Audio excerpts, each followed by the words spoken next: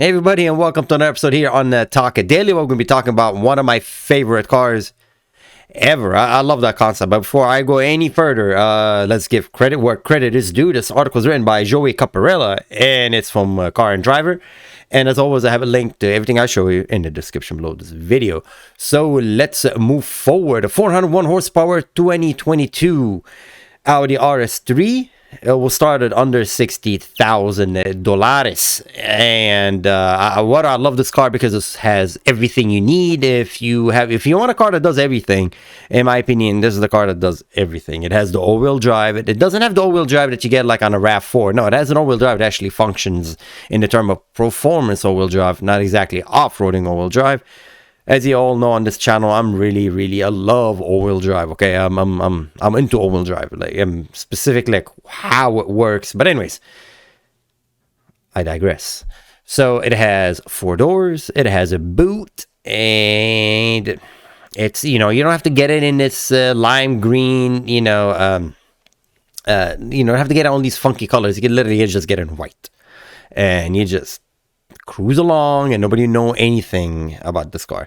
I like it. It's kind of a sleeper. It doesn't really impose on itself so much. Okay, so let's just see the headlines. 2022 Audi RS3 has starting price, as I said, 59, whatever, 60,000. It has a 401 horsepower. Nothing has changed, honestly. They increased the horsepower a little bit. It's still a lot. A 2.5 liter inline-five engine. That's one thing I like it. I love these things. Inline-five engine. You don't see that a lot. That's a Volkswagen Audi thing. Audi been doing an inline-five since the Quattro, I believe, an inline-five. An all-wheel drive system with vector control. And has drift mode. Audi says it will reach US dealership starting this summer. What you need to know, it basically has an 8-speed sequential. Not sequential. Clutch. The word will come up to me. Here you go. Dual speed clutch transmission. I kind of like sequential. It's not really sequential, just smashing the gears, but it's much more smoother and sequential. But it's just fast. 7 speed. Excuse me, I said 8. 7 speed dual clutch transmission right here. A 7 speed dual clutch transmission is standard as well. All-wheel drive system now boasts torque vectoring capability and drift mode. I guarantee you for sure, you put the drift button on and things will break.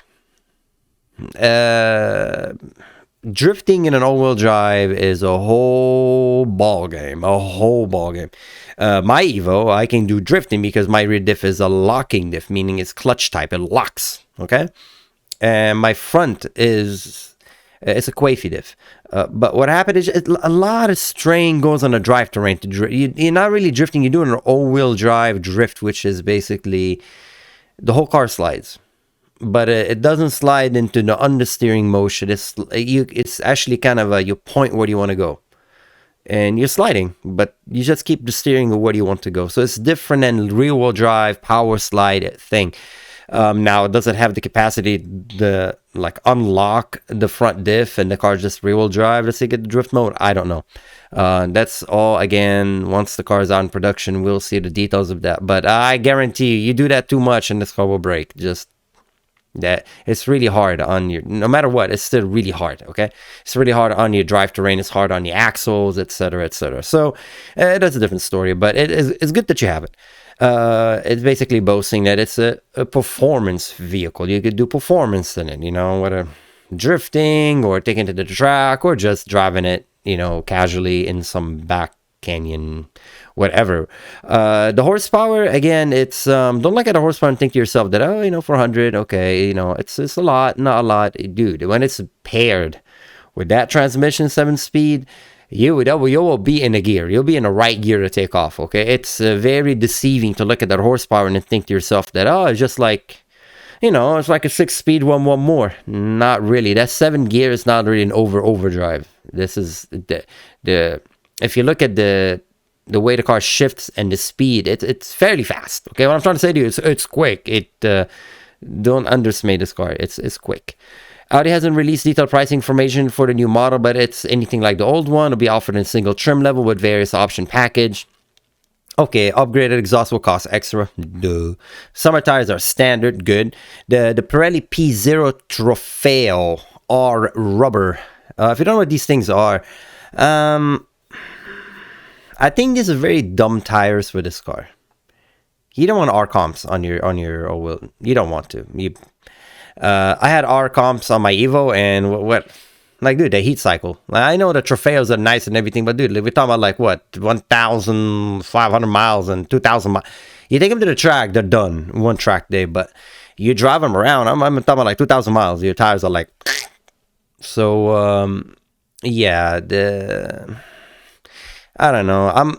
They're cool, but they melt, man. These things, they melt. They melt. Summer tires are great. What I don't know what's the definition of summer tires. I'm assuming something like Azenis. You can go on Tire Rack, by the way, and you can read about all these tires and see the reviews. There's a fantastic amount of information on Tire Rack. I'll probably put the Tire Rack link in the description below, just so you could read about these tires. But yeah, I wouldn't go that far out with this. The 8 colors are offered, including the Kyalami green, or just lime green. These colors, obviously, if you could tell, they kind of look like the Aventador and the Lamborghini, because it's owned by the same company now. So I'm pretty sure it's the same paint shop that's just mixing these colors. It looks, there's nothing wrong with it in green. Obviously, it stands out. It looks like a performance athlete shoe, but it's nice. I can't fault it. Again, I love this car. So let's look at the pictures. Here's the car. It's a natural element in the back canyon roads, and I know I like it. Again, I think if it wasn't in green, that car would just drive by. You don't even know anything. And I like that. I like cars that are kind of stealthy. They're composed. You can go to work, and then on your day off, or like when you get off from work, you take the back road and you just drive and puts a smile on your face. I'm not saying this car is going to perform like an Ariel Atom, okay? But it's nice. It's a nice car. All around, it just looks really Audi. The lights, I don't know. It's because all cars are look similar. Sometimes I get confused. I think it's a Corolla or something from the back, but the older Corolla. But anyways, Kias, they're all starting to look the same, to be honest with you. I want to see the interior. All right, come on. Show me the interior. Yeah, the wing, the roof. Again, clean. I said I love this car. There you go, the interior. Okay, we're still going with the green theme, but again, it's really nice, really clean.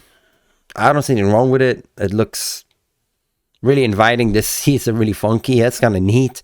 I will probably get bored of the green after a while. I mean, it looks nice, but after a while, it's like, okay. I don't like extreme things. It's okay, extreme once in a while, but constantly extreme, like, I don't know. That's my opinion. I wouldn't get that green. I would not get that green. What story is this? No, I'm not about that car yet.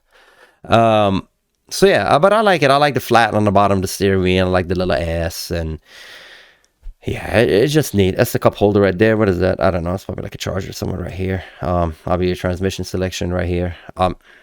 Again, I like it. It has the cockpit is kind of tilted towards you a little bit. It feels more like an inviting place to be in.